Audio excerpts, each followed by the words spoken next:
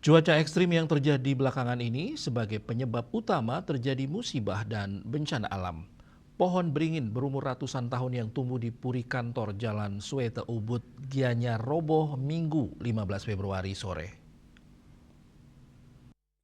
Melaporkan situasi di Puri Kantor. Tidak ada korban jiwa dalam musibah ini, namun sejumlah bangunan dan mobil tertimpa pohon. Hingga berita ini dibuat, belum diketahui total kerugian atas bencana ini.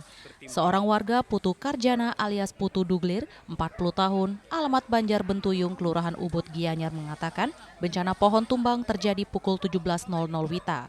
Saat kejadian tidak ada hujan seperti biasanya, namun cuaca terang dan ada angin berhembus, tiba-tiba pohon beringin umur ratusan tahun roboh. Awalnya cabang yang ada di sebelah selatan roboh ke arah selatan. Tidak lama kemudian cabang yang ada di sebelah utara tidak kuat menahan beban, sehingga menyusul roboh ke arah utara. Sementara cabang bagian timur Jalan Suete dan barat halaman Puri Kantor tidak ada cabang pohon beringin karena sudah sering dipotong. Robohnya pohon beringin yang di atas ada bangunan atau tempat kulkul atau kentongan, warga di sana menyebut pejenengan, ikut terjungkal jatuh ke bawah. Robohnya pohon beringin di Jalan Suete Ubud ini menimpa sejumlah mobil.